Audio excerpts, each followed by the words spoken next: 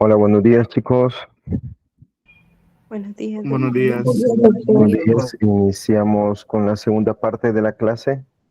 Eh, Este es hormona 2. Recuerden, quiero ver, ahorita están 276 estudiantes.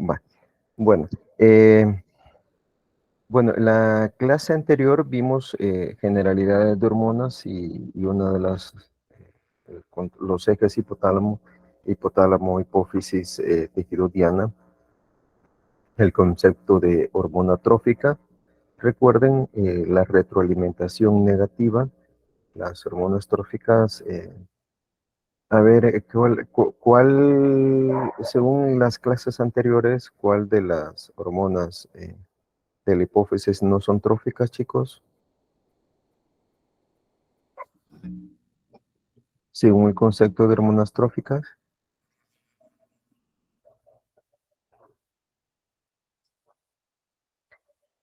Bueno, les queda de tarea de investigar eso.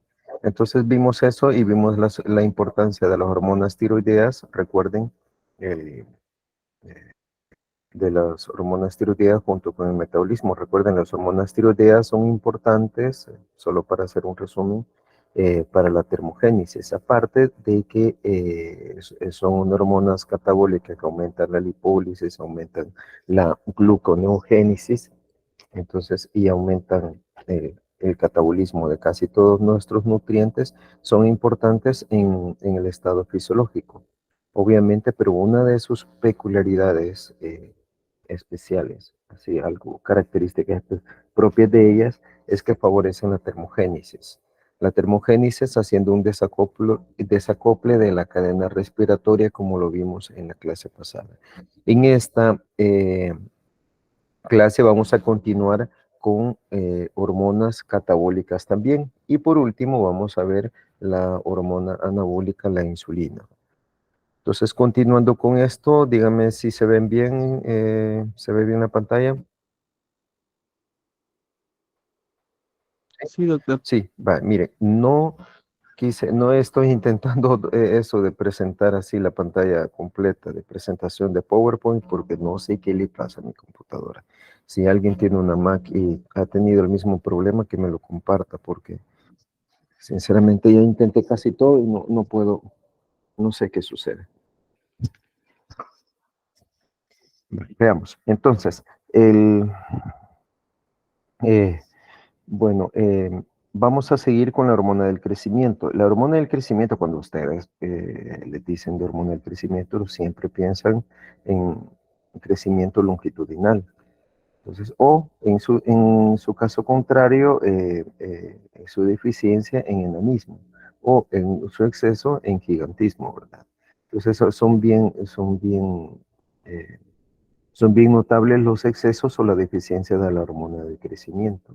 Obviamente, la hormona del crecimiento, si se hace, por ejemplo, si existe un exceso de hormona del crecimiento cuando las placas epifisiarias se han cerrado, pues viene otro cuadro patológico que es diferente al gigantismo, que es la acromegalia. Entonces, siempre traigo a presentación a esta imagen, ¿verdad? Esta imagen para que vean el proceso, la progresión del exceso de la hormona del crecimiento.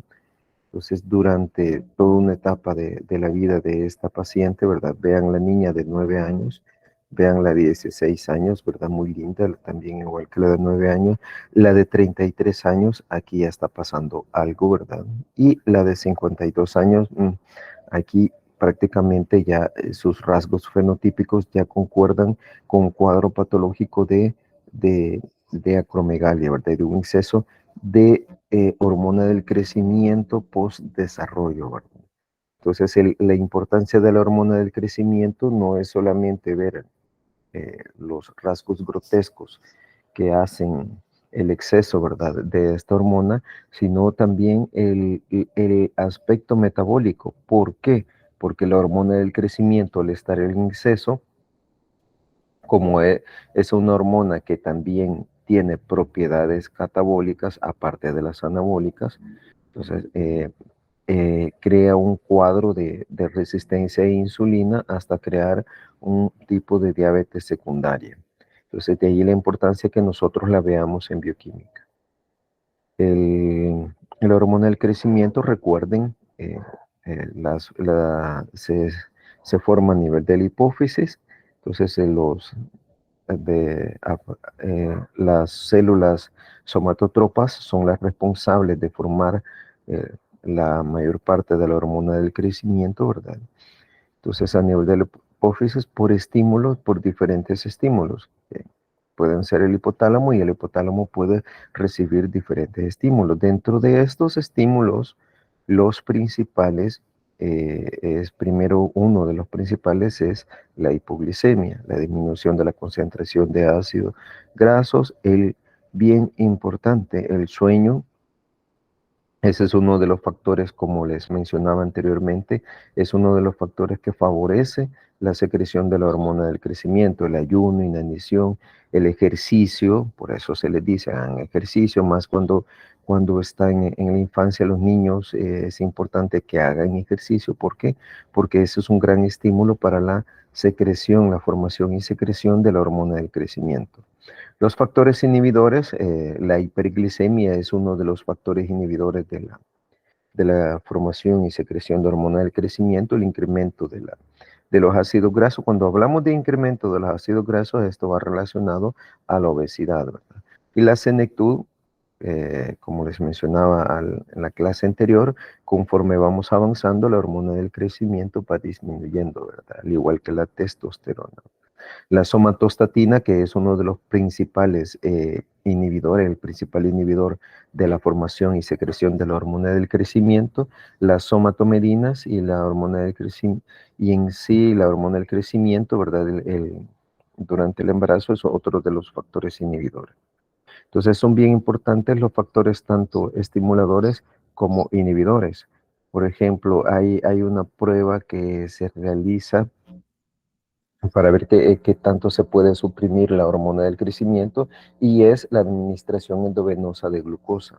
La administración endovenosa de glucosa, el resultado esperado es que disminuya la hormona del crecimiento. Si no disminuye, entonces ahí ya está pasando algo malo, ¿verdad? Entonces veamos, recuerden el eje hipotálamo hipofisiario, primero está la GH-RH a nivel del hipotálamo, cuyos estímulos ya los hablamos, ¿verdad? Luego este llega a la hipófisis y la hipófisis la GH. La GH, la hormona del crecimiento, tiene sus propios efectos como tal, pero la hormona del crecimiento llega a nivel del hígado para favorecer la formación y secreción de uno de sus principales mediadores y a través del cual realiza la mayor parte de sus efectos metabólicos, que es a través de la somatomedina C. Ojo, no se vayan a confundir en somatomedina y somatostatina, que son dos cosas diferentes. Entonces, a nivel hepático, la hormona del crecimiento tiene su diana, tiene su receptor y favorece la formación de IGF-1 o factor 1 de crecimiento tipo insulínico, IGF-1 o somatomedina C. La somatomedina C es la principal mediadora de los efectos de la hormona del crecimiento. Entonces vemos acá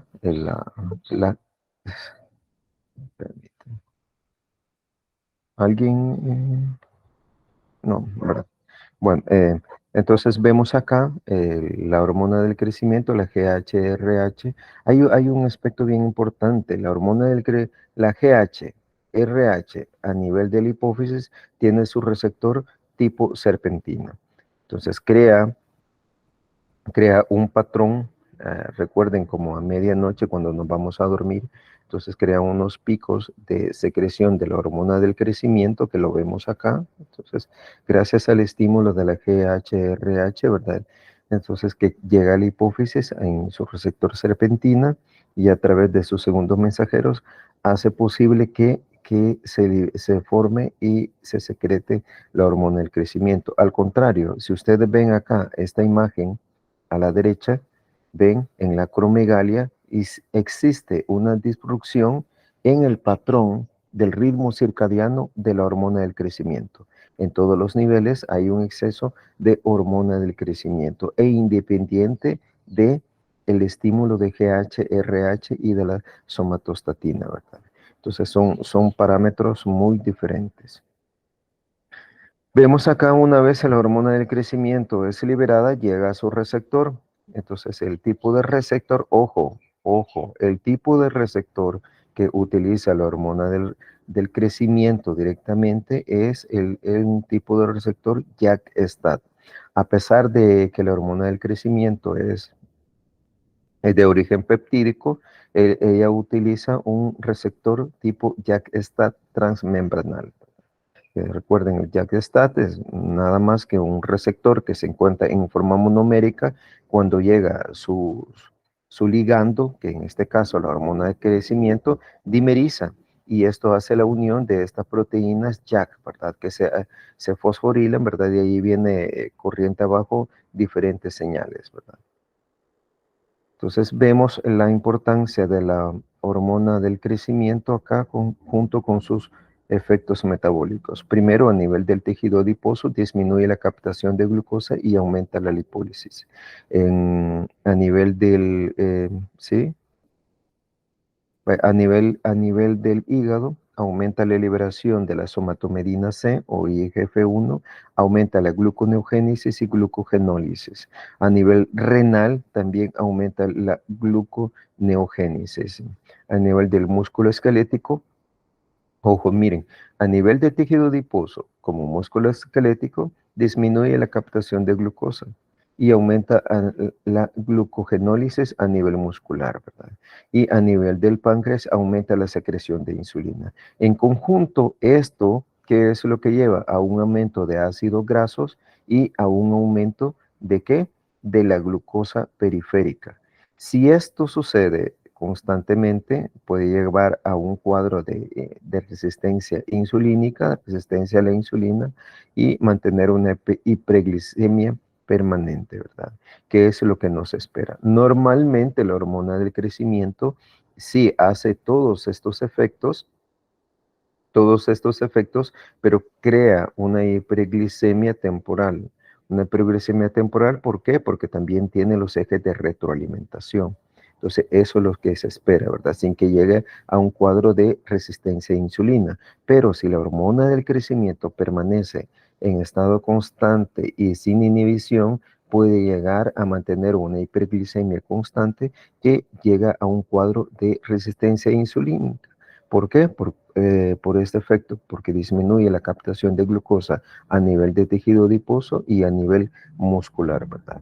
Pero normalmente los efectos fisiológicos son necesarios, los efectos fisiológicos de la hormona del crecimiento son necesarios para mantener la glicemia en estados normales, ¿verdad? Vemos acá, siempre traigo este caso, ¿verdad? De esta atleta en la cual hubo un dopaje, ven, la hormona de exceso de análogos de la hormona del crecimiento, en la cual se evidencia notablemente la ganancia de masa muscular.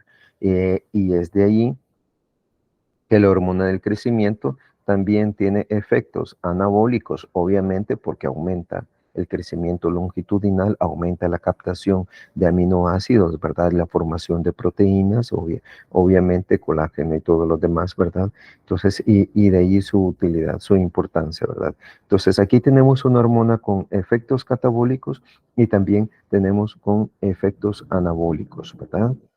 Entonces, aquí entonces la hormona del crecimiento, en conclusión, aumenta la liberación de insulina, favorece la lipólisis, aumenta la concentración de sangre. Entonces, esto es en resumidas palabras. Vale. Entonces, ¿qué es lo que hace la hormona del crecimiento? Su eje de retroalimentación negativa. Vean bien, importante. Al inicio, por los diferentes estímulos, se libera GHRH. GHRH llega a la adenohipófisis y favorece la formación de hormona del crecimiento. Aquí, vean este aspecto bien importante. La grelina también favorece la formación de GH. Como les dije en la clase anterior, glerina es la única hormona orexigénica en nuestro organismo que se secreta a nivel del estómago y está relacionado porque la grelina aumenta cuando no estamos ingiriendo nada de alimento y tenemos esa sensación de hambre. Entonces aumenta la grelina y eso hace que aumente también la hormona del crecimiento, ¿verdad? Entonces, junto con su principal estímulo, que es la GHRH. Entonces, la hormona del crecimiento llega a nivel hepático, llega obviamente a todos los tejidos, pero a nivel hepático, uno de sus tejidos diana, y favorece la formación de IGF-1. IGF-1, ojo, IGF-1 llega a nivel del hipotálamo y aumenta la formación de somatostatina.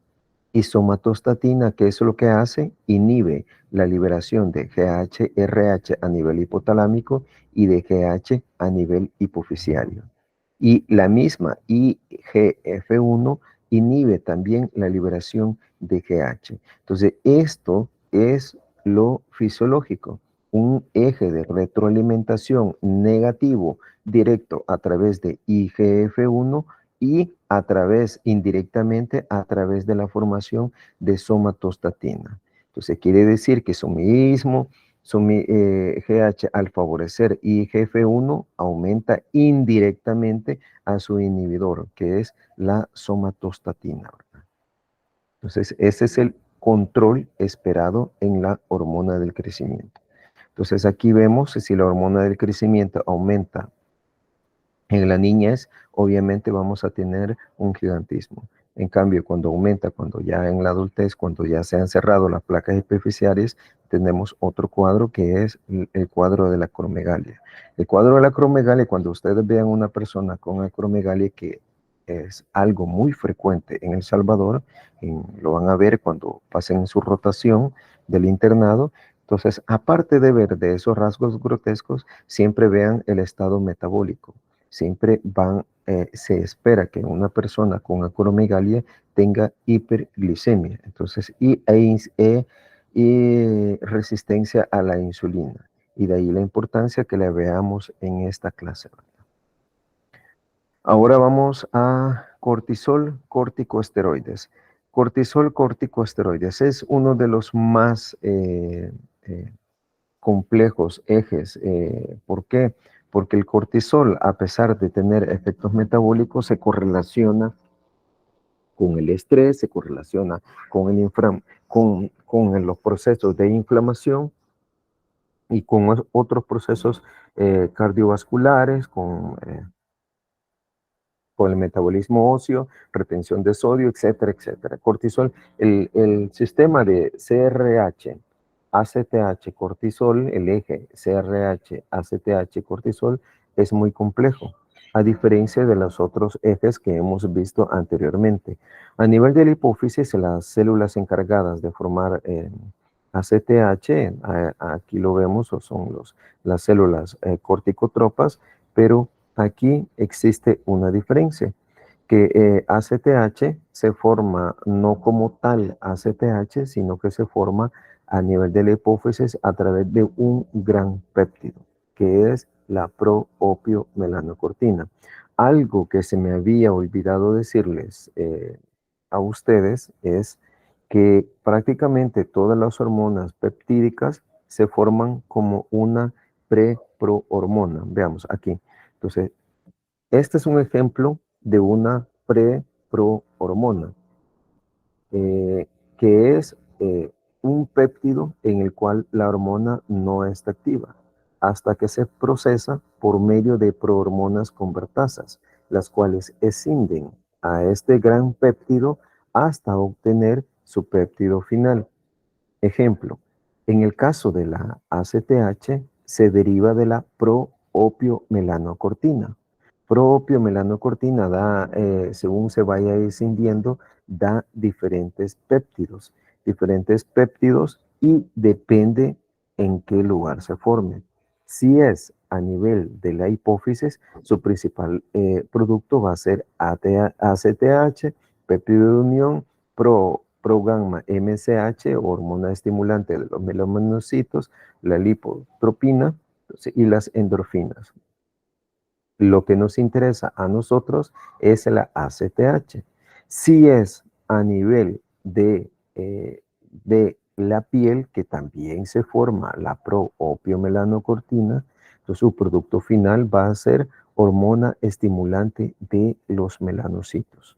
¿Sí? Entonces, dependiendo del tejido en el cual se forme este gran péptido, entonces así va a ser su producto final. Entonces, al igual, ojo, al igual que la formación de ACTH que se deriva de un gran péptido, casi todas las hormonas peptídicas se derivan de una preprohormona que se tiene que procesar. Entonces, por ejemplo, la hormona del crecimiento se deriva de un péptido inactivo, prohormona del crecimiento, que luego se escinde hasta llegar a su producto principal, que es la hormona del crecimiento, ¿verdad? Entonces, eso es algo muy importante. Entonces, la ACTH, para que esta ACTH se libere, obviamente tiene que haber un estímulo. Los estímulos y las conexiones de ACTH son diversos. Son diversos, desde el estrés, la inflamación, procesos cardiovasculares, procesos metabólicos que llegan a hacer sinapsis a nivel del hipotálamo, a través del hipotálamo, como lo ven acá, ¿verdad? Para favorecer la formación de CRH, ¿verdad? Hormona liberadora de la corticotropina. Y allí llega hasta el sistema portahipoficiario a la edonhipófisis para formar CRH, y CRH, obviamente, si es a nivel de la hipófisis, su producto principal es ACTH, que va a llegar específicamente a las glándulas suprarrenales para la formación de cortisol, que es uno de sus principales productos. Cortisol, al aumentar cortisol, hace un eje de retroalimentación negativa para disminuir la formación de ACTH, y a nivel del hipotálamo para la inhibición de CRH. ¿Sí?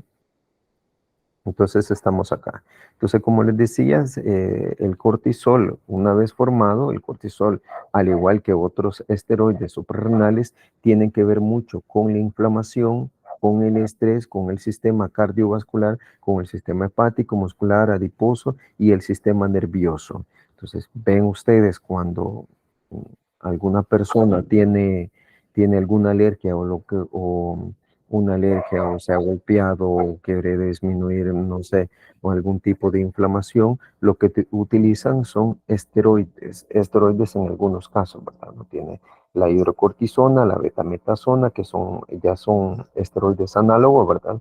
Entonces al cortisol, la betametasona y otros derivados que se encuentran en la farmacia. Prednisona, prednisolona. Entonces, ¿quién no ha tomado prednisona y prednisolona? Entonces, a nivel de las glándulas suprarrenales, tenemos, ojo, tenemos la corteza y tenemos la médula. Nosotros vamos a ver en este momento, vamos a ver la corteza suprarrenal, que es prácticamente el tejido diana de la ACTH. La corteza suprarrenal se divide en tres capas: zona glomerulosa, zona fasciculada y zona reticular, como lo ven acá desde el exterior hacia el interior. La zona glomerulosa, la zona fasciculada, que la están viendo acá, y la zona reticular.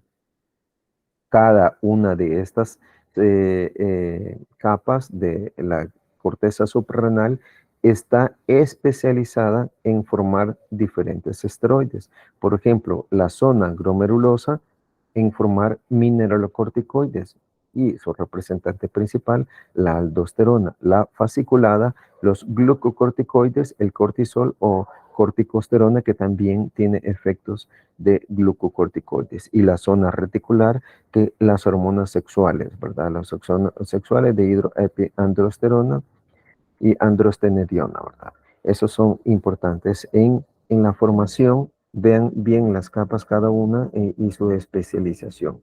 Entonces recuerden, la médula ahí es donde se forma la adrenalina y noradrenalina, que no tiene nada que ver con la ACTH. Entonces no se me vayan a confundir. Entonces en este momento estamos hablando de la corteza. Entonces en la corteza existen diferentes enzimas que las vamos a ver en la formación, que son necesarias e indispensables para la formación de los glucocorticoides, donde tenemos la enzima de decisión de la cadena lateral o llamada desmolasa, la 3-beta hidroxiesteroide deshidrogenasa, la 17 alfa hidroxilasa, 21 hidroxilasa, la 11 beta hidroxilasa, la aldosterona sintasa y otra actividad aromatasa. Entonces, estos los pueden encontrar con diferente nomenclatura. Por ejemplo, antes se utilizaba una nomenclatura un poco antigua que son estas que ven acá a su derecha, ¿verdad? Que ni yo me las he aprendido porque no se usa más el nombre común, ¿verdad? Y están el nombre corriente, ¿verdad? Que son estas que también las pueden encontrar, ¿verdad? La mayor parte de estas actúan son citocromos, actúan del sistema de los citocromos, del sistema microsomal, ¿verdad? Por lo tanto utilizan NADPH y oxígeno para llevar a cabo su acción, ¿verdad? Su acción enzimática. Entonces tenemos acá en una vista general de la síntesis de la hormona del cortisol junto con las hormonas del crecimiento. Vamos a ver. Aquí a su izquierda, ojo, ven acá, a su izquierda tenemos la zona glomerular con su producto final, que son los mineralocorticoides. Luego la fascicular y luego la reticular. La fascicular, su producto principal, el cortisol, y la reticular, los andrógenos, ¿verdad? Todas estas etapas son necesarias para la formación de estos esteroides. Ojo, muchas de las enzimas se combinan. Se combinan, por ejemplo, la 17 alfa hidroxilasa se encuentra tanto en la zona fascicular como en la zona reticular. Al inicio, si ustedes ven acá en todos estos que obligatoriamente se van a tener que aprender, entonces el colesterol es el sustrato inicial. Del colesterol se derivan todos los derivados, todos acá, todas estas hormonas, tanto la aldosterona, el cortisol y los andrógenos. Entonces se derivan del colesterol, que va sufriendo diferentes cambios de hidroxilación o deshidrogenación. Entonces, ¿para qué? Para modificar su estructura y llevar a los diferentes productos. Entonces vemos acá la 3-beta hidroxiesteroide deshidrogenasa, 21 hidroxilasa, 17 alfa hidroxilasa. Entonces, ojo, aquí la 17 alfa hidroxilasa tiene una peculiaridad, que esta no se encuentra en la zona glomerular. Entonces no se encuentra en la zona glomerular, pero sí se encuentra en la fascicular y en la reticular. Veamos cada una de ellas. Veamos, el colesterol a nivel de la glándula suprarrenal es indispensable. Chicos, ¿me están escuchando bien? ¿Sí? Cierto. Ah, sí, es que hay un silencio algo fúnebre. Bueno, entonces el colesterol es necesario en la glándula suprarrenal. La glándula suprarrenal es uno de los tejidos que tiene mayor receptores de LDL en nuestro tejido. ¿Por qué? Porque necesita el colesterol que llevan las LDL. Para captarlo, obviamente, o lo sintetiza de nuevo.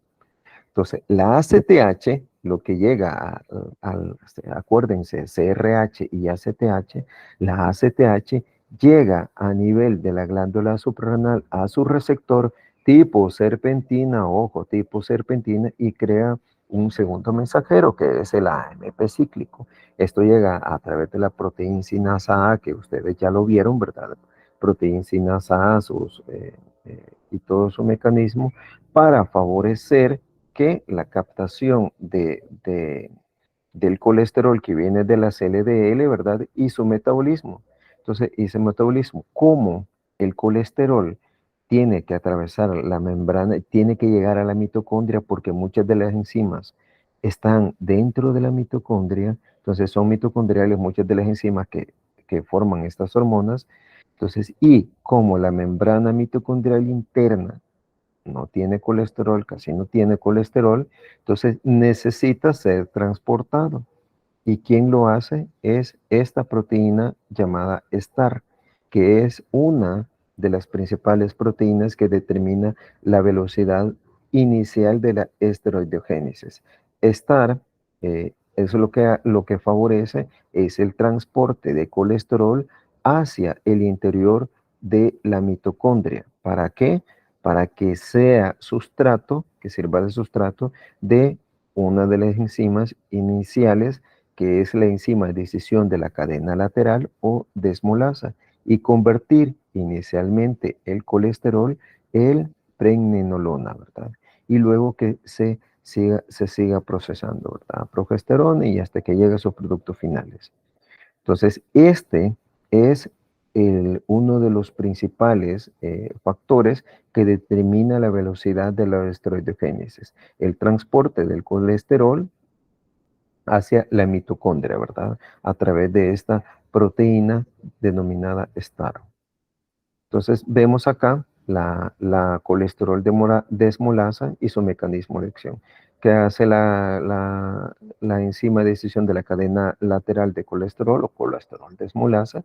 Lo único que hace, recuerden, el colesterol con 27 átomos de carbono tiene una cadena lateral, lo que hace una hidroxilación tanto en el carbono 20 como en el 22, acá lo ven, como el 20 en el 20 y en el 22, y luego hace un corte, y por eso se le llama enzima de decisión de la cadena lateral de colesterol.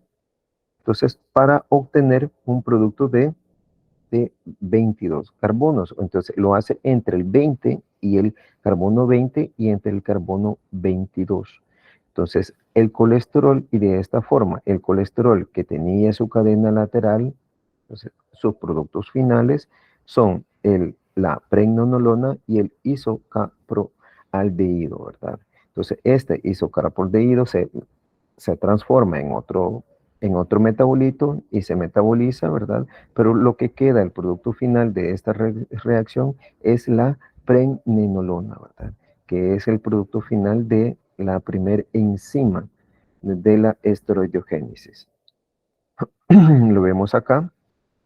La proteína STAR transporta el colesterol hacia el interior de la mitocondria y luego esta enzima convierte el colesterol en pregnenolona. Ahora, la pregnenolona puede servir de sustrato ¿para qué? Para la 17 alfa hidroxilasa o para la 3 beta hidroxisteroide deshidrogenasa. Veamos a la 17 alfa hidroxilasa, como su nombre lo dice, a hidroxila, entonces en la posición 17 a este colesterol, ¿verdad? Y aquí hay algo bien importante. La 17 alfa hidroxilasa puede utilizar como sustrato a la pregnenolona o a la progesterona para interconvertirla ¿en qué? En 17 alfa hidroxipregnenolona o 17 alfa hidroxiprogesterona. Pero la misma 17 alfa hidroxilasa tiene actividad de liasa. Eso quiere decir que aparte que hidroxila, también hace una ruptura porque tiene actividad de liasa. Entonces, para convertir la 17 alfa hidroxipregnenolona en dehidroepiandrosterona o la 17 alfa hidroxiprogesterona en androstenediona. Entonces, si lo vemos acá en esta imagen, vemos la 17 alfa hidroxilasa que actúa en la pregnenolona o en la progesterona para convertirla en 17 hidroxipregnenolona o 17 hidroxiprogesterona. Si es la 17 hidroxiprogesterona, su producto final va a ser la androstenediona. Si es la 17 hidroxipregnenolona, va a ser dehidroepiandrosterona. Dehidroepiandrosterona, perdón, que se me lengua la traba. Entonces, esto es bien importante, ¿por qué? Porque la 17 alfa hidroxilasa es indispensable, ojo chicos, la 17 alfa hidroxilasa no se encuentra en la zona glomerular, en esta zona, sino que la 17 alfa hidroxilasa se encuentra en la fascicular y se encuentra en la reticular. ¿Para qué? y es indispensable para la formación de cortisol. Si la 17 alfa hidroxilasa no existe, obviamente vamos a tener una deficiencia sustancial de cortisol.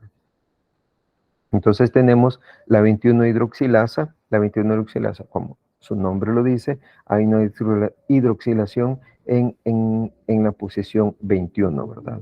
Para convertir a la progesterona en 11 de desoxicorticosterona, ¿verdad? O la 17 alfa hidroxiprogesterona en 11 de desoxicortisol, ¿verdad? Que lo vemos acá.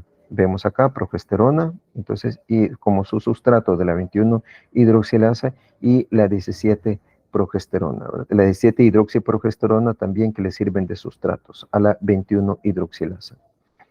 Entonces vemos en la otra, la 11 beta hidroxilasa también que convierte en el 11 desoxicorticosterona en corticosterona o en la zona fascicular el 11 desoxicortisol en cortisol.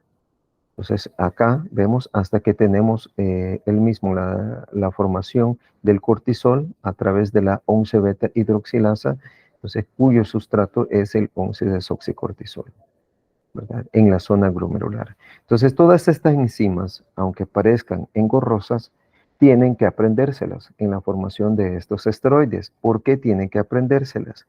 Veamos. ¿Por qué? Porque hay muchas enfermedades en las cuales hay una deficiencia de una enzima, de todas estas enzimas. Y ustedes, como futuros médicos que van a ser, entonces tienen que saber qué es lo que sucede. Por ejemplo, si hay una deficiencia de la 17 alfa hidroxilasa, de la 21 hidroxilasa, de la 11 beta hidroxilasa, entonces tiene que saber clínicamente cómo se va a manifestar.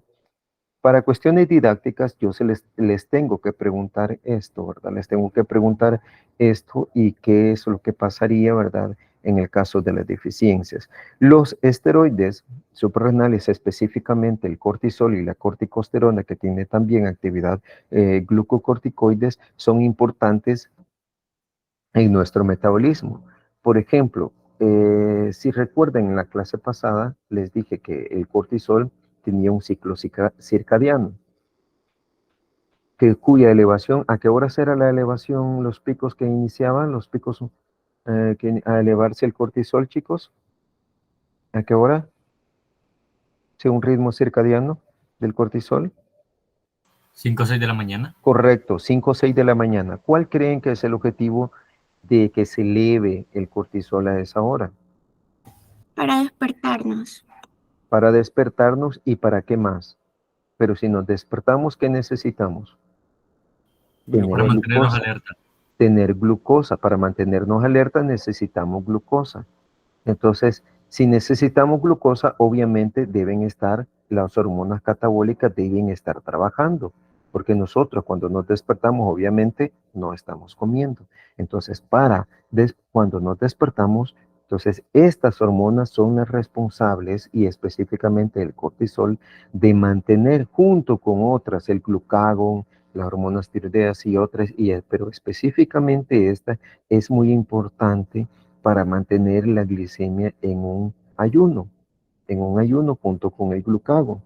Entonces, ¿por qué? Porque el cortisol se eleva como a las 4 o 5 de la mañana y conjunto con sus efectos metabólicos que al final llevan a hiperglicemia, entonces mantienen la glicemia dentro de los niveles normales. Entonces, cuando nos despertamos nosotros, tenemos los niveles normales entre 60 y menos de 100 miligramos por decilitros. ¿Qué sucede si no existe cortisol? Entonces, que podemos sufrir de hipoglicemias en la mañana, las podemos sufrir. Entonces, por eso es bien importante el cortisol. Cortisol, ¿por qué? Porque es una hormona catabólica esencial. Aquí, esta es una hormona catabólica de ejemplo, ¿verdad? Pura y dura. Entonces, a nivel del nivel hepático, aumenta el depósito. Ojo, mire, les he dicho que es una hormona catabólica, pero aumenta el depósito de glucógeno. Entonces, eso es un efecto permisivo ojo, un efecto permisivo. ¿Qué es un efecto permisivo? Es como un efecto secundario que es favorecido debido a su actividad principal, debido a que el cortisol aumenta la glucosa sanguínea, o sea, aumenta sustancial la glucosa sanguínea, este también favorece el depósito de glucógeno, ¿verdad? Entonces aumenta la resistencia a insulina.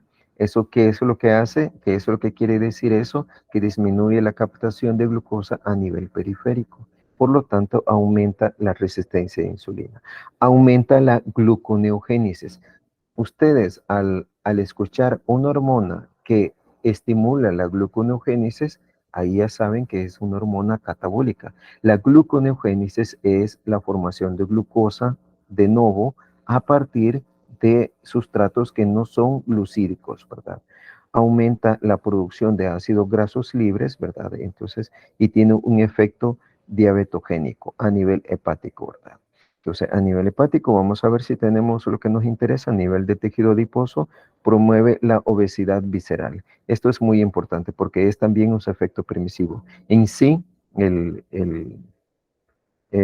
el, el cortisol aumenta la lipólisis, pero indirectamente favorece el depósito de grasa en lugares atópicos, que ya lo vamos a ver, en lugares no muy comunes, en lugares no muy típicos, ¿verdad? Entonces, a nivel del músculo esquelético, favorece el catabolismo de proteínas, algo muy importante. El cortisol, a diferencia de la hormona del crecimiento, entonces el cortisol aumenta el catabolismo de las proteínas y la degradación del colágeno. Cuando ustedes se aplican, por ejemplo, si ustedes se aplican crónicamente hidrocortisona en la piel, a las personas que tienen esa manía de aplicarse cremas de hidrocortisona por cualquier picada, por cualquier inflamación, se la aplica, van a ver que la piel se adelgaza. ¿Por qué? Por el efecto del cortisol, porque tiene un efecto catabólico en las proteínas y una degradación del glucógeno. Entonces, esto es muy importante. Entonces, al final, lo que crea es una atrofia muscular, ¿verdad? En el sistema inmune, obviamente, tiene un efecto antiinflamatorio.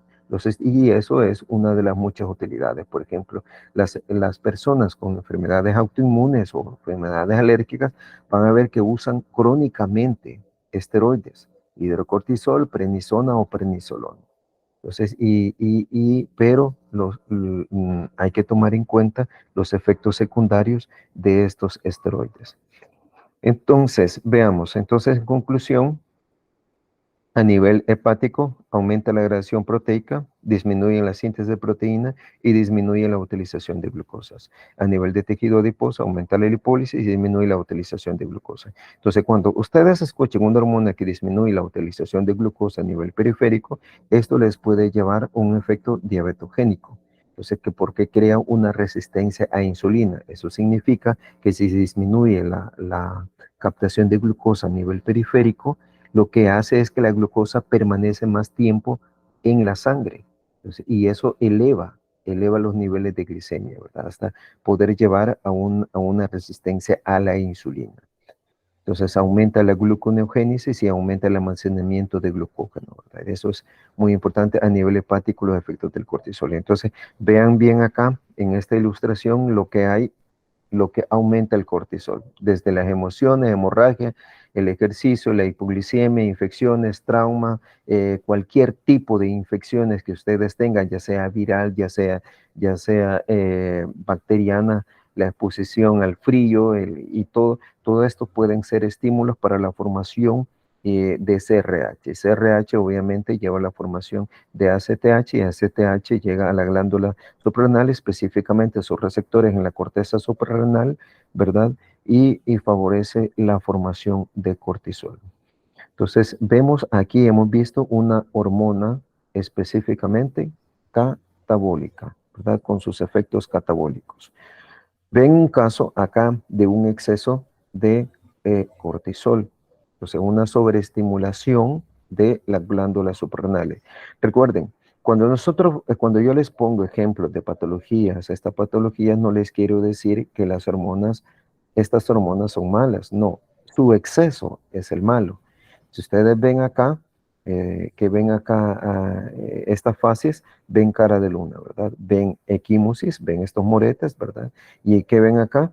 Ven acá estrías abdominales. ¿Qué significan estas estrías abdominales? A ver, chicos, ¿qué significan? Ajá.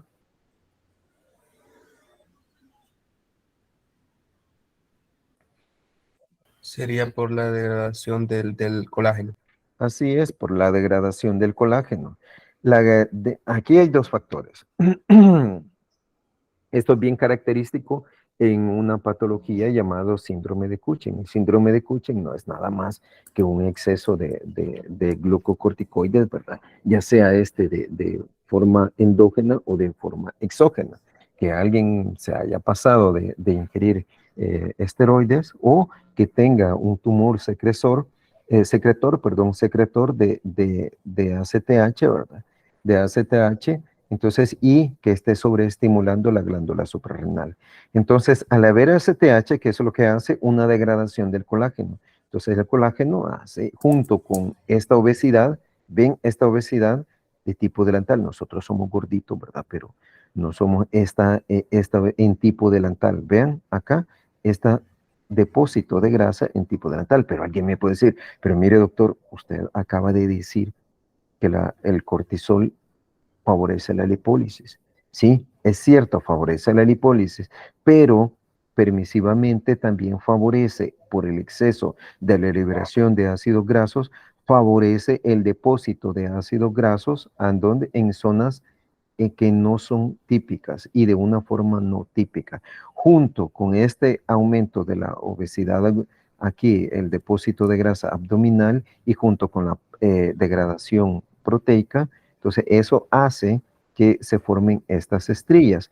Y como tiene un efecto antiinflamatorio los esteroides, hace que se formen estos moretes, ¿verdad? Moretes sin golpe, ¿verdad? Estas equimosis, término médico, perdón, equimosis. Entonces eso, y ven otra cosa, prácticamente hay una delgadez de las extremidades. ¿Por qué? Porque el cortisol aumenta el catabolismo proteico.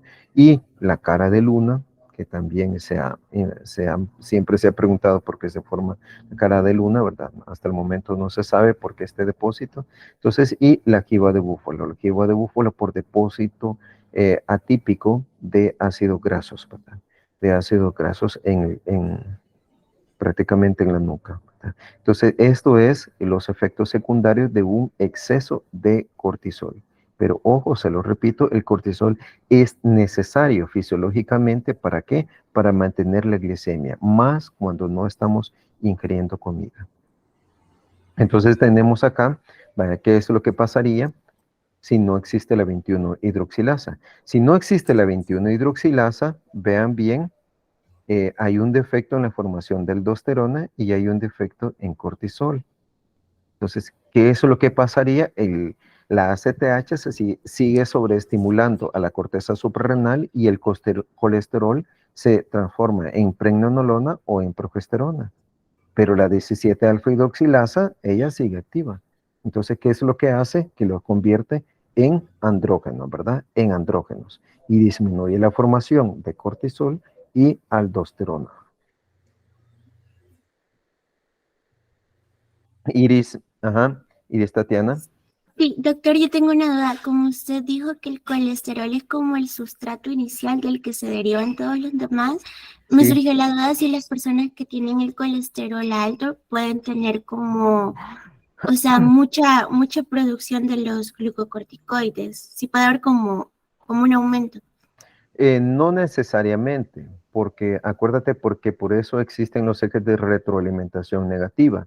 Porque si una persona con hipercolesterolemia tiene por ejemplo, 300 de colesterol, lo normal es abajo de 200, y tiene 300 de colesterol total o más, entonces, vaya, sí es cierto, hay mayor LDL. Pero este LDL puede ser captado por las glándulas suprarrenales, pero al producirse cortisol crea un eje de retroalimentación negativa a nivel del hipotálamo y hipófisis, regulando este eje. Por eso, gracias a que tenemos los ejes de retroalimentación negativa, no necesariamente una persona con hipercolesterolemia llega a tener un exceso de glucocorticoides.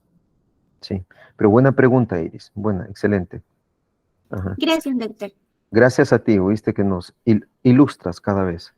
Entonces, veamos. Entonces, acá, entonces, ¿esto qué es lo que crea este cuadro? Ven ustedes, por lógica, todo este colesterol, ¿a dónde se está desviando? A la formación de andrógenos. Entonces, lo que crea una deficiencia de una hiperplasia suprarrenal congénita, que son casos que ustedes van a ver. Por ejemplo, este no es que sea un chico, sino que es una chica, ¿ven? Bueno, tiene aretes, una chica, ¿verdad? Bueno, ahora todos usan, perdón, yo no uso arete, ¿verdad? Pero aquí tienen este vello que ven que no es característico, obviamente. Si ustedes tienen su novia que ya le está creciendo aquí el vello, obviamente allí, pregúntense, háganse esta gran pregunta, ¿verdad? Si tiene alguna deficiencia de estas enzimas, ¿verdad? Entonces llega un cuadro llamado hiperplasia suprarrenal congénita, donde ven este caso, ¿verdad? Este es un clítoris, un megaclítoris, entonces con genitales ambiguos, ¿verdad? ¿Y por qué? Por sobreestimulación de los andrógenos formados en las glándulas suprarrenales por deficiencia de la 21 hidroxilasa. Eso significa que el colesterol se está metabolizando y se va a la formación de andrógenos. Entonces, ¿qué es lo que sucede? Que hay características, un desarrollo de características secundarias masculinas en una chica, ¿verdad? Esto suele verse en la niñez con esta característica, en los casos más graves, con estas características genitales ambiguos o una clitoromegalia, ¿verdad? Clitoromegalia que simula a un pseudopene. Entonces, y este crecimiento de vellos atípicos, llamado hirsutismo.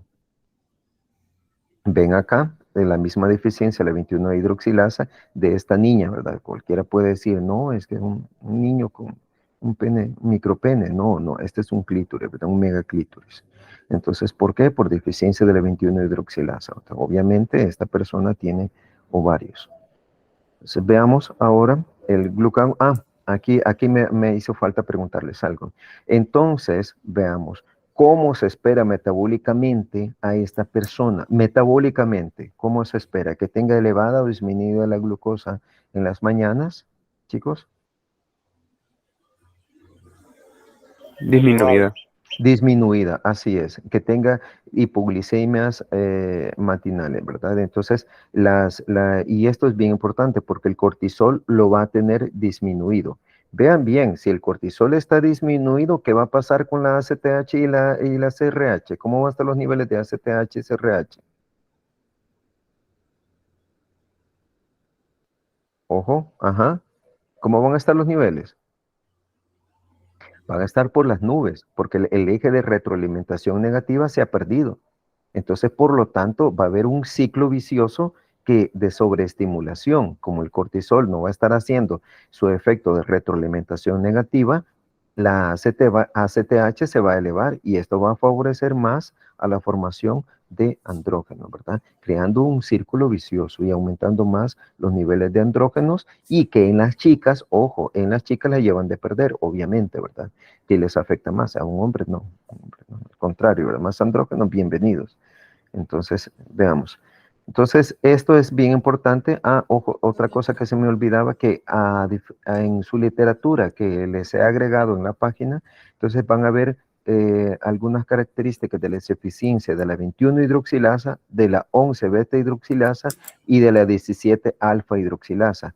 Si disminuye la 17 alfa hidroxilasa, ¿cuáles piensan que van a ser las características fenotípicas? Chicos. A ver.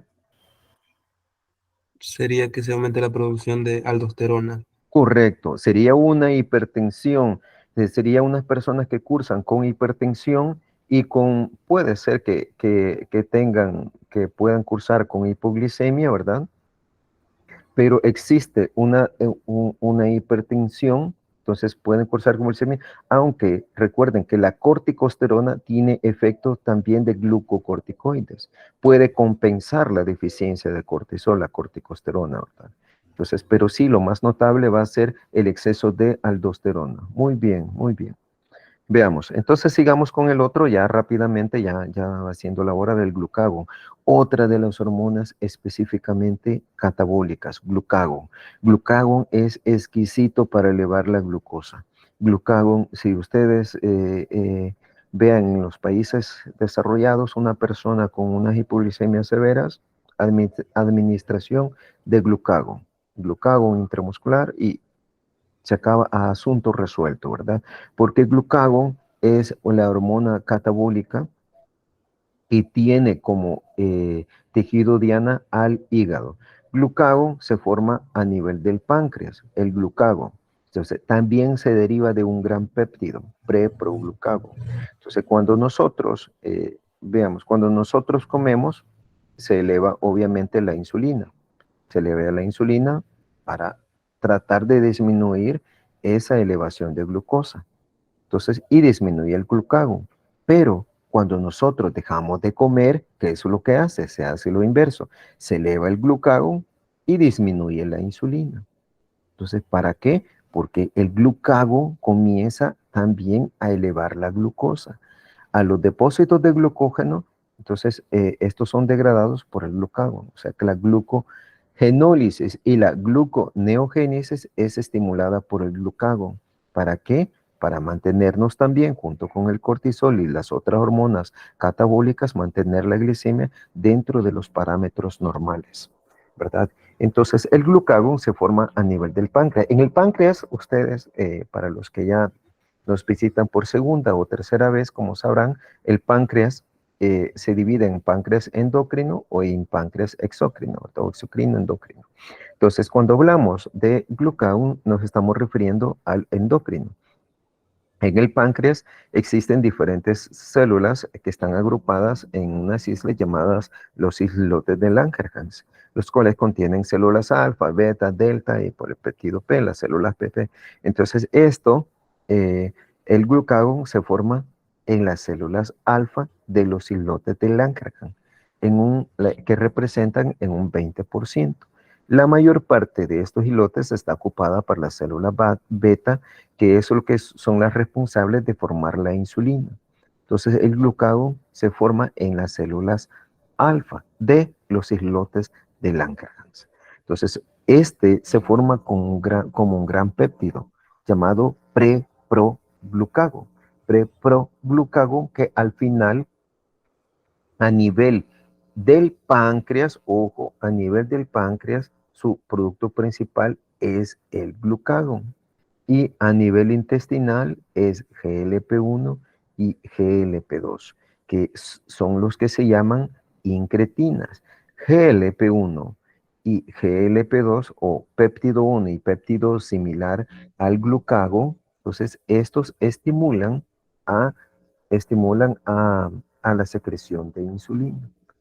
Entonces, estas dos se llaman incretinas, pero a nivel de las células alfa, el producto principal del pre-proglucagón es el glucagón.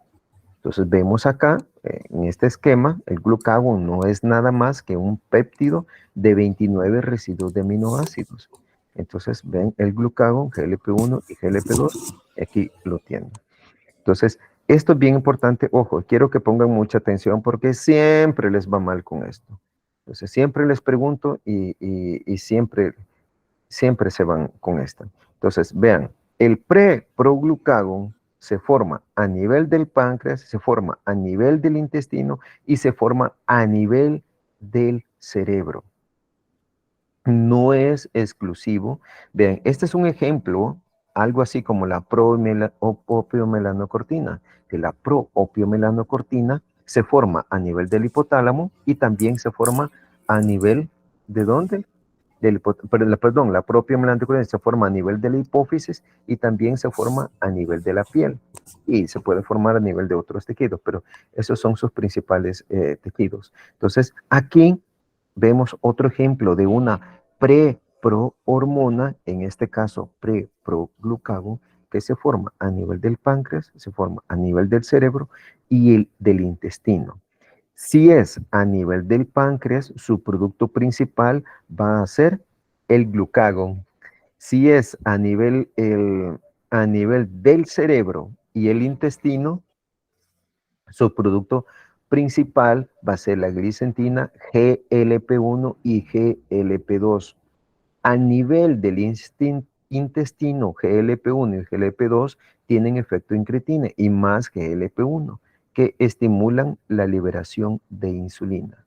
A nivel del cerebro también se forma GLP-1 y GLP-2 y glicentina, y que también va a dar un sintomodulina también a nivel de intestino y cerebro, ¿verdad? Que tiene otros efectos anorexigénicos, ¿verdad? Tienen diferentes funciones, ¿sí?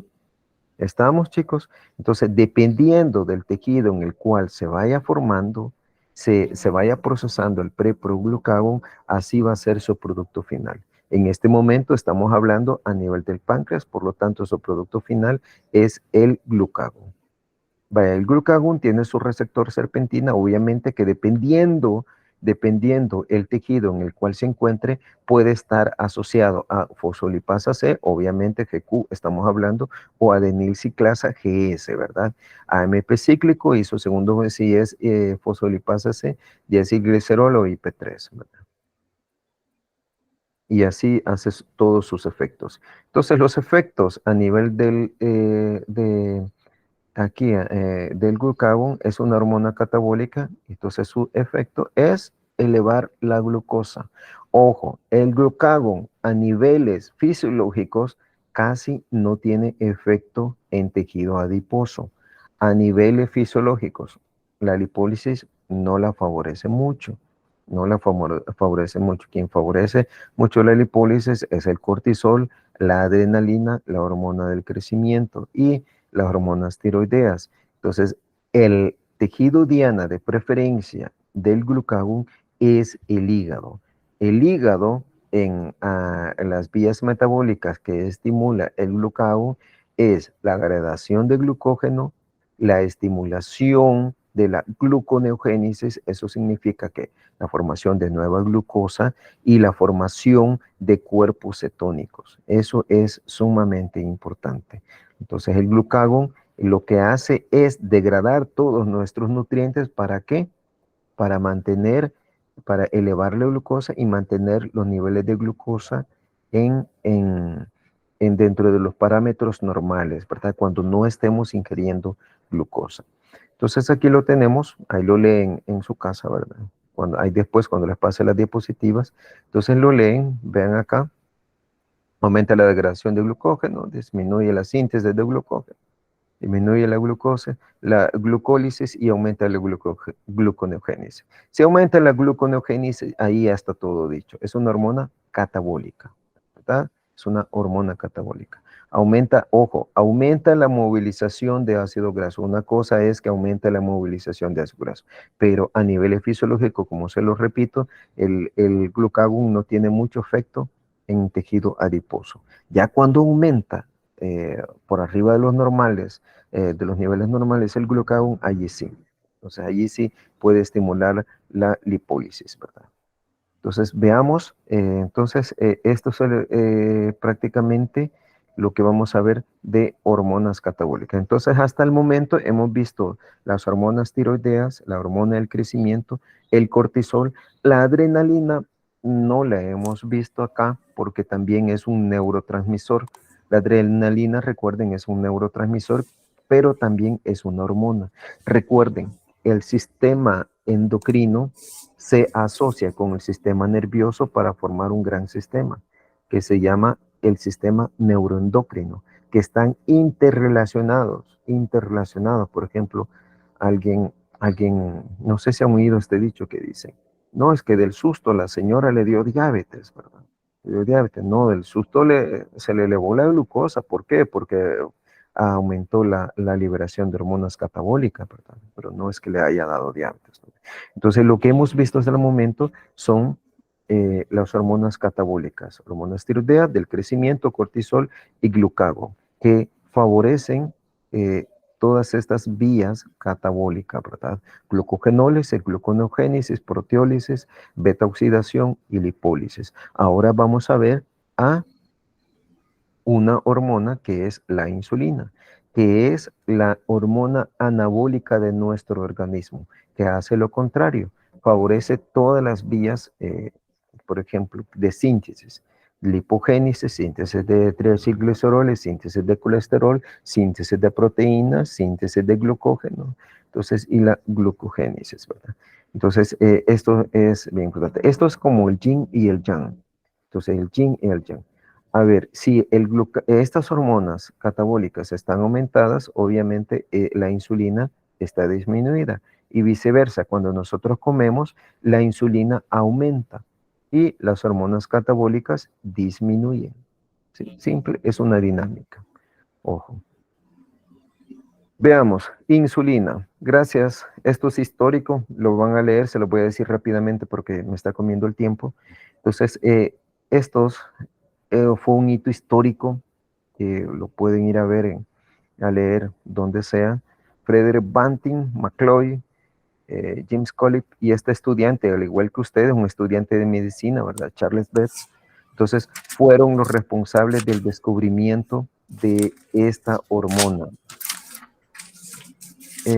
Gael Fernando, ¿puedes silenciar tu micrófono? Gracias, Suista, gracias. Entonces, vaya, estos grupos de investigadores, entonces, fueron los responsables de cambiar la historia de la medicina, así sustancialmente, se los digo. ¿Por qué? Porque antes la gente se moría de problemas del páncreas relacionados a la glucosa, ¿verdad? Se moría de diabetes, se moría de hiperglicemias, y hacían llevaban a médicos brujos, hasta extrasanguinaciones, y hacían muchas cosas. Hasta que estos señores hicieron extractos de páncreas, ¿verdad? Para probar en animales, probaron en este perrito que tenía problemas y hicieron experimentos y vieron que al inyectarle administrarle estos extractos de páncreas, la glucosa disminuía. Y de ahí comenzaron a averiguar, a purificar y a hacer otros trabajos un poco más finos, ¿verdad?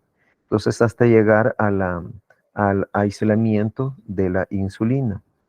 Entonces, hasta llegar, imagínense la fecha que fue, en 1900, permítame, 1900, ¿qué es? 1922, imagínense, estamos hablando de 1922. Entonces, prácticamente se había propuesto que la diabetes tenía una cura. La diabetes no tiene cura, solamente tiene un tratamiento, ¿verdad?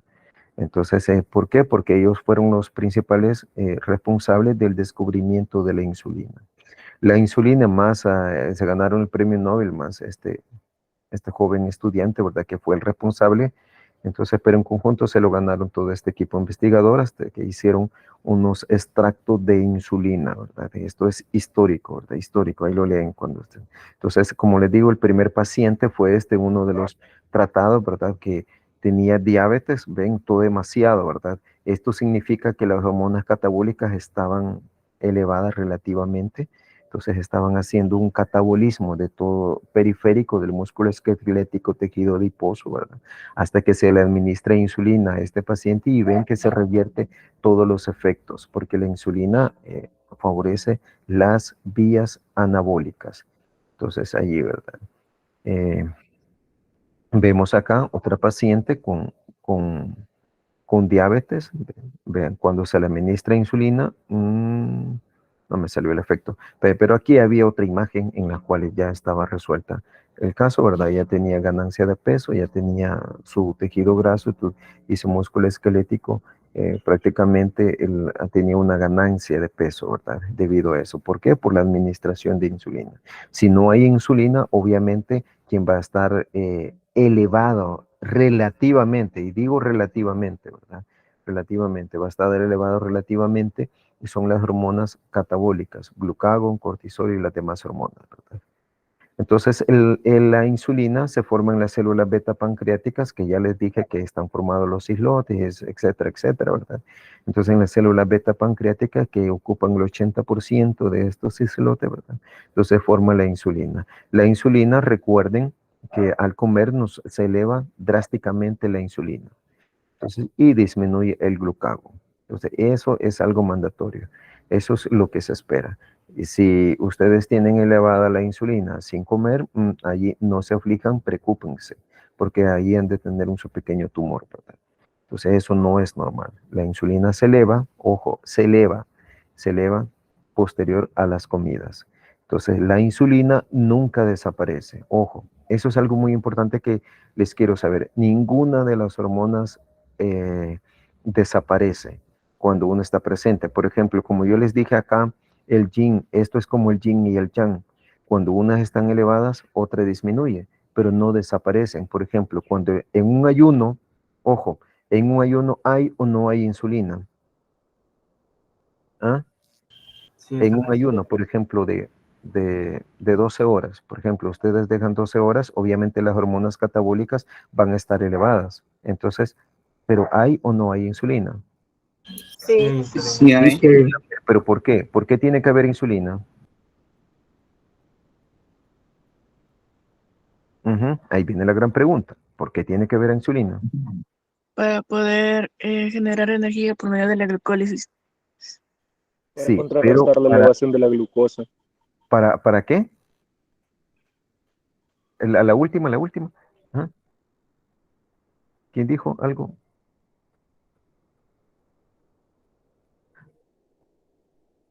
Bueno, el último estudiante, no sé, no me pude fijar el nombre. Ajá.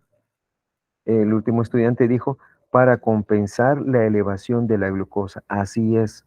Para eso existe insulina. La insulina nunca desaparece. Entonces, aunque estemos en ayuno. ¿Por qué? Porque la insulina es indispensable en un ayuno. ¿Por qué? Para compensar la elevación de la glucosa que ha provocado las hormonas catabólicas. Por ejemplo, las hormonas catabólicas, como les he dicho anteriormente, elevan los niveles de glucosa. Al elevar los niveles de glucosa, obviamente tiene que entrar en acción, ¿quién? La insulina. Porque si no hay insulina, ¿qué es lo que va a suceder con la elevación de la glucosa? Se va a seguir elevando, se va a seguir elevando, se va a seguir elevando hasta crear un efecto diabetógeno, hasta crear un efecto tipo diabetes, ¿verdad? Entonces, la insulina siempre es necesario. Obviamente, en un ayuno no van a tener niveles tan elevados de insulina como después de una comida. Entonces, eso es muy claro y que lo tengan muy claro. ¿Por qué? Porque generalmente dice un estudiante en estos últimos años, cuando les hago la pregunta, bueno, ¿en un ayuno hay insulina, sí o no? Entonces dicen, no, no hay insulina porque están las hormonas catabólicas. No, error, ¿verdad? Es un error. Las hormonas nunca desaparecen. Solo disminuyen o aumentan sus niveles. Entonces Brenda parece que levantó la mano. Ajá. O Cristian Alexis. Cristian. Sí, yo tenía una duda. Por Sí. ejemplo, entonces en las personas con resistencia a la insulina sería peligroso que hicieran ayuno.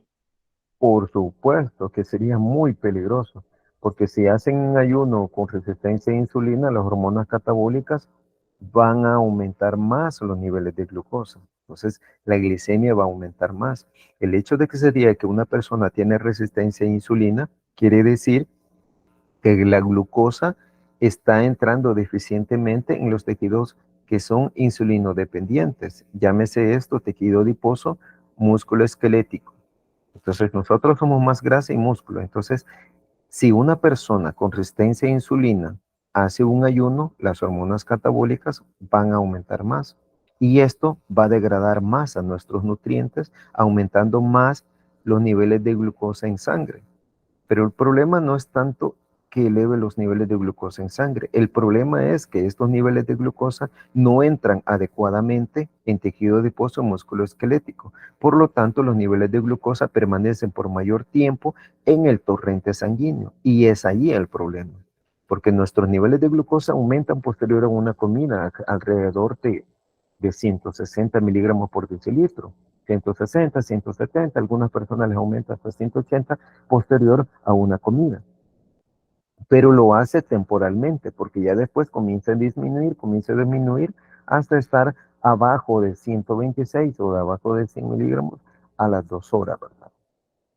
Esto es lo normal en una persona, en nosotros, otra persona, pero una persona con resistencia a insulina, si lo somete a un ayuno, esa glucosa se va a ir hasta las nubes, ¿verdad?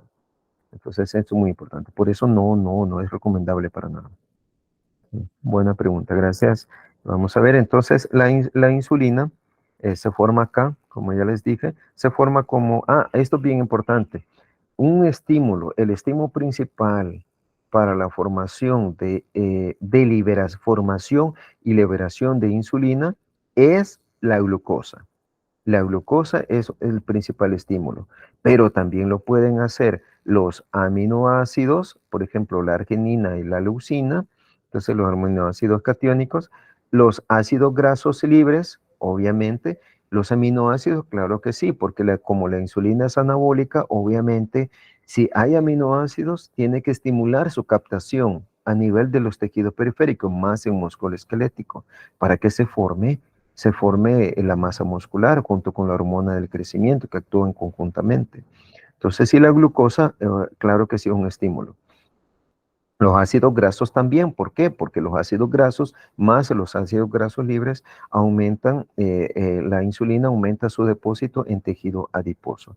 También está la vía colinérgica, a la vía de la fosfolipasa C, proteincinasa y el calcio, obviamente, la hormona del crecimiento, prolactina y glucagón aumentan la formación y liberación de insulina. ¿Por qué? Porque al aumentar la glucosa también estimulan la liberación de insulina como un mecanismo compensatorio, ¿verdad?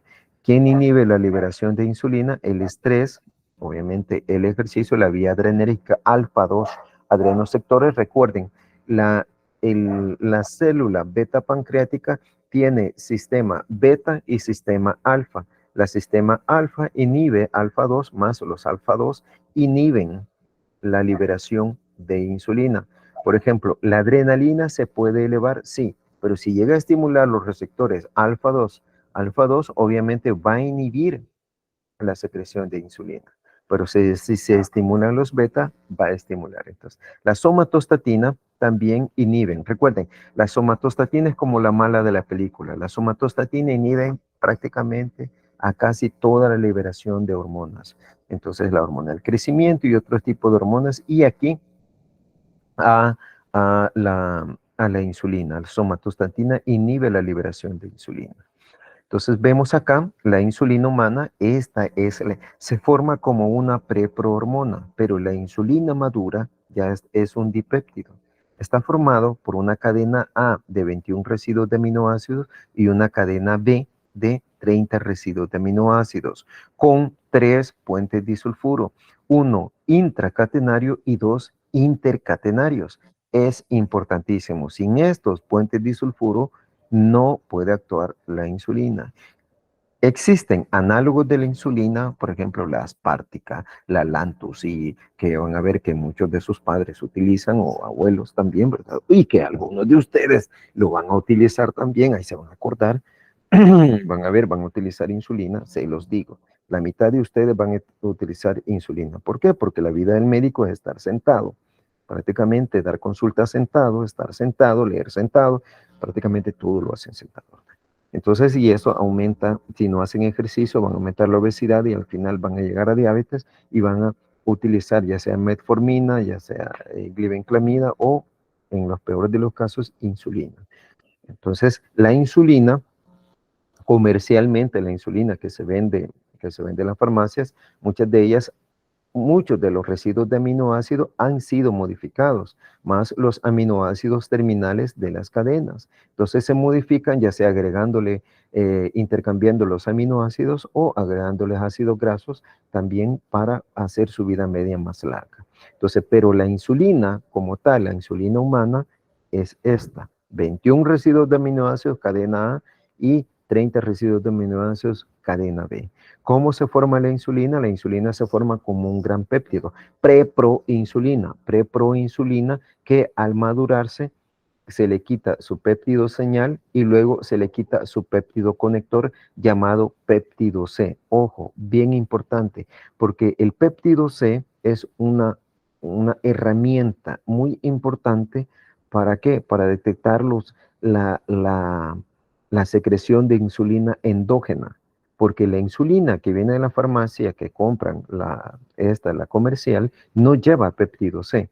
Entonces, la metabolizada endógenamente, sí, obviamente, al escindirse y quedar como cadena A y cadena B, se separa este péptido C y ahí se puede controlar. Si hay péptido C en niveles normales, eso quiere decir que se está formando insulina endógena y es una herramienta necesaria. Entonces, al quedar como péptido C. Entonces, algo muy importante que no les he dicho, que los niveles de insulina, cuando los niveles de glucosa aumentan por arriba de 70 miligramos por decilitro, es un estímulo muy potente. ¿Para qué? Para que se libere insulina. ¿Por qué? Porque eso hace la mayor génesis de ATP, lo que cierra unos canales de potasio sensibles a ATP y lo que aumenta la despolarización de la célula, ¿verdad? La despolarización de la célula lo que permite la apertura de los canales de calcio sensibles a voltaje y con esto entre el calcio y donde hay calcio, ustedes ya saben, hay movimiento. Entonces, este calcio lo que hace es que estas vesículas que se encuentran acá, estos gránulos donde está la insulina almacenada, se libere, se vaya liberando y ahí es donde vienen los picos de la liberación de la insulina. La insulina tiene una vida media de 6 minutos, ¿verdad? Y es degradada en un gran porcentaje en el hígado y riñón por medio de la insulinasa, ¿verdad? Que amortigua esos grandes picos, esas grandes elevaciones. La insulina tiene dos fases. Una primera fase que representa la insulina que es de estos gránulos, ¿verdad? Que es posterior a una comida y tiene otra segunda fase que representa a lo que queda en estos gránulos y a la insulina sintetizada de nuevo. Tiene dos fases, ¿verdad? La liberación de la insulina. Entonces la insulina a nivel del páncreas se almacena como un hexámero junto al ion-zinc. Se puede almacenar junto con el calcio, pero se almacena generalmente con el ion-zinc, este hexámero que ven acá en las vesículas. Normalmente en estas vesículas, a nivel de la célula pancreático, nosotros tenemos almacenado insulina. ¿Para qué? Para que posterior a una comida se libere a través de todo este mecanismo que se lo recomiendo, que se lo memoricen, que se lo graben, que lo sepan explicar, ¿verdad? Entonces estos gránulos se puedan liberar cuando nosotros necesitemos insulina, ¿verdad? Pero en estos granos se encuentra acá, así almacenada, ¿verdad? Ven dímeros, 3 dímeros, entonces se encuentran de 3 dímeros, forman este hexámero, ¿verdad? Y aquí el ion-zinc en medio. Entonces tenemos la insulina, su receptor. Ojo, miren. A ver, chicos, pregunta. A ver, vamos a ver cuántos tenemos ahorita. 368 cerebros. A ver, ¿dónde se encuentra el receptor de insulina? La membrana. Sí, en la membrana plasmática, pero... sí, creo que no hice bien la pregunta. ¿En qué tejido se encuentra el receptor de la insulina? Tejido adiposo, Hepático. ¿En tejido hepático? ¿En qué muscular. más? ¿Muscular y en qué más? Adiposo. Y adiposo. Ajá, solo en esos. Chicos, bueno, el receptor de insulina se encuentra en todas las membranas de todos los tejidos.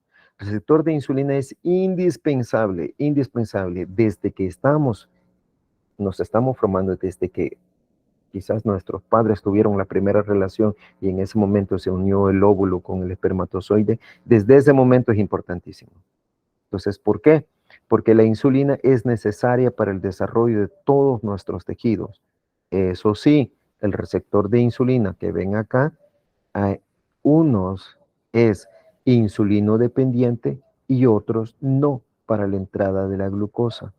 Entonces, los tejidos insulino dependiente, eso quiere decir que necesitan insulina para que los GLUT4 se trasloquen a la membrana plasmática y la insulina entre adecuadamente son tejido adiposo, músculo esquelético y cardíaco. Esos son los 3 tejidos. Entonces, pero lo que más dependen es tejido adiposo y músculo esquelético. El corazón utiliza ácidos grasos y ahí saca su energía. Pero estos 3 tejidos tienen GLUT4, que son los que necesitan insulina para poder translocarse a nivel de las membranas plasmáticas. Pero todos los tejidos y todas las células tienen receptores de insulina, variando, como les he puesto aquí, de 40 para el eritrocito hasta 200,000, aquí es a la 3, perdón, elevada a la 3, entonces de 200,000 a la 3, ahí después se lo voy a poner, ahí después se los arreglo, de 200,000 a 300,000 por adipocito o por hepatocito. Vean la diferencia, la gran diferencia de un eritrocito a un adipocito o un hepatocito, cómo varía. Entonces, enorme. ¿Por qué? Porque el adipocito y más el hepatocito, entonces metabólicamente son muy activos. El hígado necesita insulina para poder transportar glucosa al interior, ¿sí o no? ¿Sí o no? Chicos,